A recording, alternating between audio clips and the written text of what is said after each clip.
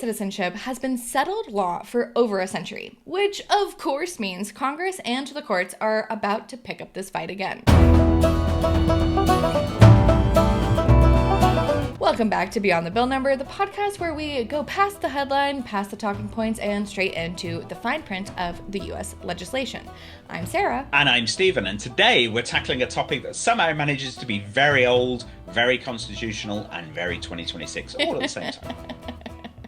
Oh yes, we are talking about birthright citizenship, which feels like one of those things that's just always been there, like the Constitution, baseball, or arguing about immigration at Thanksgiving. Absolutely. Or like assuming the Supreme Court won't weigh in on something hugely consequential right before summer recess. Bold assumptions here in the US.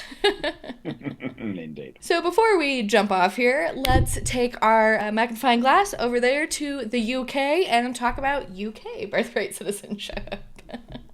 Okay, well, we'll talk about this a little bit later when we look at the international context of this. But we haven't had birthright citizenship for a long time, many decades, and most countries don't. And this is obviously one of the major talking points about it, particularly on the Republican side of the argument. But so for us, it's a bit weird that it would be such a big fight, because the idea that somebody could come to your country, have a child, and that child will automatically be a citizen is just a little bit weird, and it just seems a bit strange, really. So if you want to be a citizen in Britain, then you need, just the same as in most other countries, you need at least one parent who is also a citizen of that country. And there's obviously various other ways to become a citizen as well, really. You can obviously marry into it, or be a refugee, an asylum seeker, that kind of thing. Yeah, it's always actually been interesting to me because one of my best friends is a British citizen as well as an American, because her mom is from the UK. And I just always was like, how do you have both of them? You weren't born there. And so it's just funny things that feel normal when you grow up in some area, and then things that are not normal because you grow up in a different area. And I gotta say, right now I'm very jealous of her and her British mom, and my mom from St. Louis is not doing as much with the passport trading that I would like her to do. So yeah, well, I mean, over here we have a similar situation, except it's generally Ireland. So there are lots of people, obviously, in the UK who have Irish parents, Irish descendants, Irish grandparents, and that kind of thing. So when Brexit happened, and all of a sudden we were effectively barred from living and working around Europe, which obviously for those of us who weren't in favour was an absolute tragedy. Everybody suddenly started digging out all of those old family trees and saying, "Oh, I wonder if I can find any Irish parents anywhere," and applying for Irish passports. And so there's a massive spike in people applying for Irish passports. And obviously Ireland has its rules. It's not that easy to become an Irish citizen, but if you do have some kind of relative or whatever, then you can try that out. So people are very smug if they manage to get themselves an Irish passport and say, "Ha, so I'm European as well as British." Oh. It's interesting how we all try to play these games. Well, let's get into today's episode. So we're digging into HR 569, the Birthright Citizenship Act of 2025, which has been sitting quietly in the House Judiciary Committee, but may not stay quiet for much longer. That's right, especially with President Trump's executive order, a Supreme Court case on deck, and immigration back at the top of the political temperature chart. Yes, and as always, we're using Bill Track 50 to follow this bill, track its progress, and to connect it to what's happening across Congress, the courts, and the states, because context matters. People. All right, so let's start with the basics. Birthright citizenship feels obvious to most Americans, like I just said.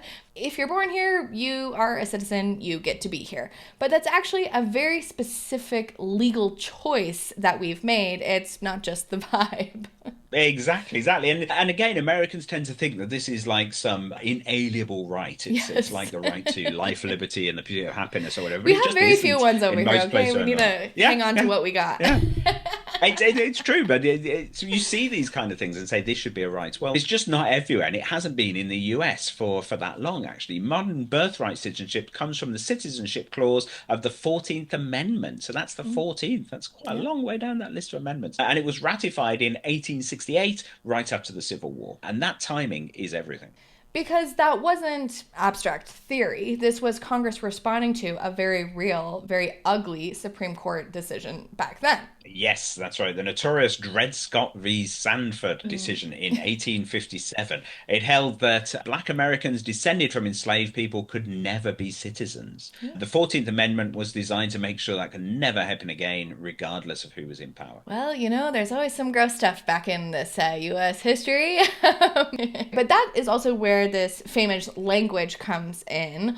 All persons born or naturalized in the United States and subject to the jurisdiction thereof. And that last phrase, subject to the jurisdiction thereof, is doing an incredible amount of legal work. It's also the phrase that causes, well, basically all of the modern arguments around this. Okay, so let's talk about the case that keeps coming up whenever this issue resurfaces, United States v. Wong Kim Ark. Absolutely. So this one from 1898. Wong Kim Ark was born in San Francisco to non-citizen parents, and the Supreme Court held that he was a US citizen at birth under the 14th Amendment. And that has been doing a lot of hefty lifting ever since. Absolutely, yes, it is. It is the precedent for saying that anybody who is born in the US, even if their parents aren't Americans, does deserve citizenship. And it's an important nuance. The court has never issued a modern decision that clearly redefines the outer limits of subject to the jurisdiction in today's immigration system. We just have that one case from the 1800s.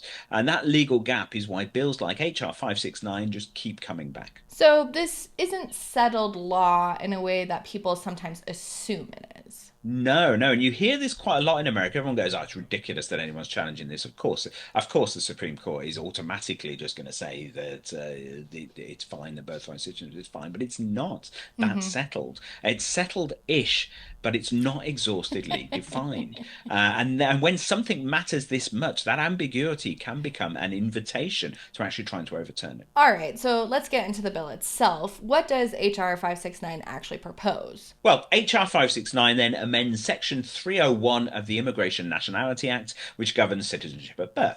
Importantly, the bill says that it acknowledges birthright citizenship under the 14th Amendment and then immediately tries to define it more narrowly. Which is a classic legislative move. Absolutely, very much so. So, under the bill, a child born in the US would only be considered subject to the jurisdiction and therefore a citizen at birth if at least one parent falls into one of these three categories: a US citizen or national, a lawful permanent resident living in the US, a non citizen with lawful status performing active service in the US Armed Forces. That is a very large change. It's huge, yes. It would deny automatic citizenship to children born to parents who are both undocumented, but also to many children whose parents are lawfully present but temporarily, like students, some workers, or visitors. And just to calm the internet for a second, this bill is not retroactive. Correct. It explicitly says it does not affect anybody who is already born. So no one is having their citizenship revoked, even if this bill does become law, which, if you just think through the practicalities of that, it would be pretty impossible anyway. Are you really going to figure out who shouldn't be a citizen and who is and then kick them out? I mean, it just would never work. Well, we say that now, but let's see what year two of Trump has under its belt. It's true. That is true. Never say never when it comes to outrageous immigration practices. It's true. Right, and this bill didn't come out of nowhere. Let's talk about the political context here. Yes, let's talk about immigration a little. Obviously, it's a really hot button topic, and it has been for some time. It's been one of the most volatile public opinion issues, really, over the past few years. But just looking back over the past couple of years, in 2024, Gallup poll found 55% of Americans wanted immigration to decrease. That's the highest level it had reached in decades. But by mid 2025, that had flipped dramatically. Yes, right. So another survey found that only 30% of people wanted immigration decreased, and 79% of people, which is a huge number, said immigration is a good thing. Now, obviously, this is just a poll. It doesn't necessarily reflect all the sentiment, and you have to bear in mind that when people are polled on issues like this, they might not actually say what's really in their mind. They might want to appear to be a good person, whereas actually, when it came down to what they actually think, they might think something different. So it's very, very difficult to poll and get good responses on these. But still, those those are quite stark figures, really. That change over just 1 year. And you can look at the sort of super unpopular enforcement tactics that are being used and all of the stuff in the news every single day. I mean, obviously we've just had that horrendous shooting in Minnesota. So all of that kind of thing is just forcing that pendulum to swing back. Yes, the US, where the pendulum constantly swings from one direction to the other and it's impossible to move forward. But this also creates a kind of weird incentive structure for lawmakers. Yes, exactly. I mean, even when public opinion is divided, symbolically clear policies like redefining birthright citizenship are attractive because they're legible. You can explain them in a soundbite. And when you look at the trouble that the Democrats have had with immigration over years, and they've sort of genuinely had a good faith effort to address the issues of both. Let's be nice to people. Immigrants coming in are human beings. Let's treat them like human beings. But at the same time, we do need to have secure borders. And in trying to actually do those two things, they just got themselves in a hell of a mess, not really achieved either of those aims, and made themselves hugely unpopular into the bargain. It seems to be easier for the Republicans. They have a very simple message that they stick to, which is immigration bad. Let's get them out. And it's just an easier sell in a lot of ways. Right, right. The Democrats often get themselves lost and tangled up in the nuance of things. So They really do. They really do.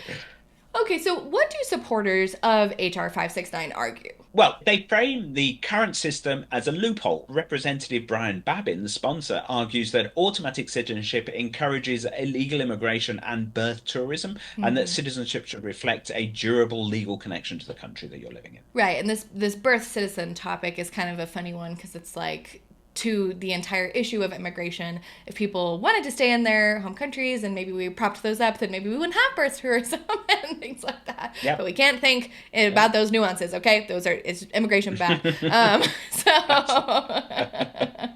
But we also hear the align with the rest of the world argument a lot here too. Yes, so you've got senators like Lindsey Graham and Katie Britt. They point out that many countries don't offer unconditional just sole citizenship and argue that the US is an outlier. And as we've seen, that's true. Right, and opponents, unsurprisingly, are not subtle in their objections at all.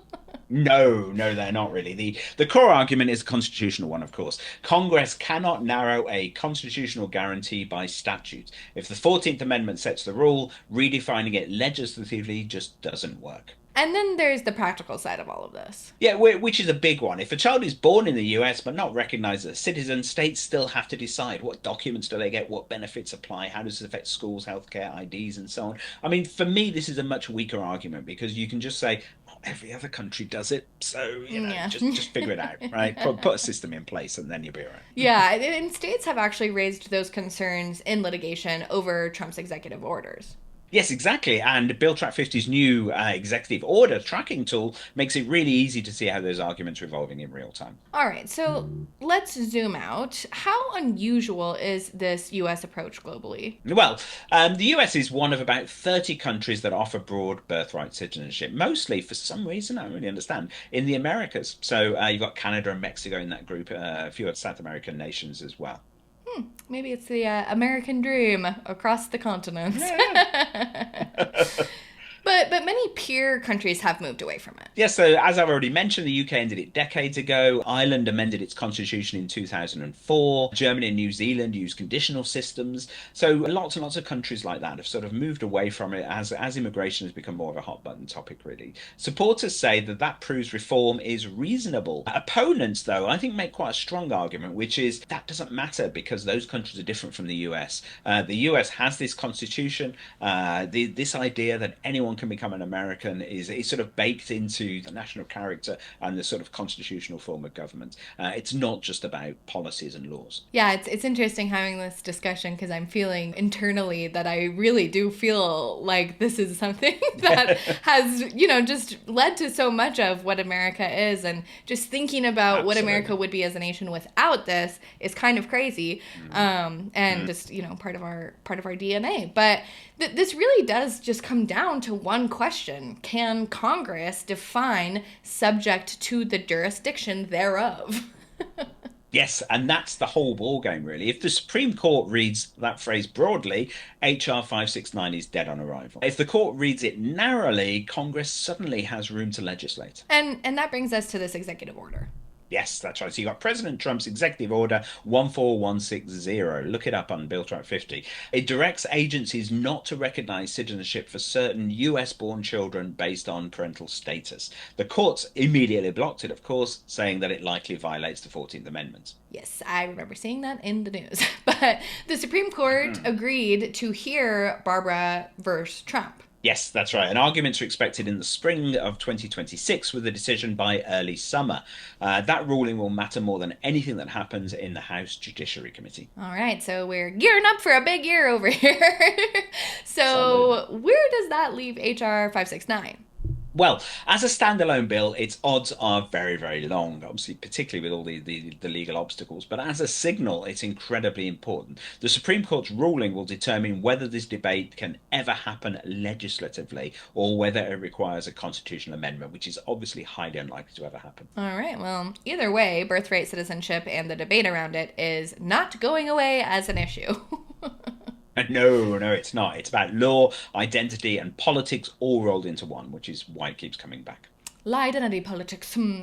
But if you want to follow HR 569, the executive order, the court cases related to legislation across the country, Bill Track 50 makes that easy all in one place, so check it out. Yes, and if you want balanced summaries of the arguments for and against, we link directly to issue votes analysis from the bill page. Because understanding legislation means looking beyond the headline and always beyond the bill number. Oh, we were supposed to do it together then. It didn't work.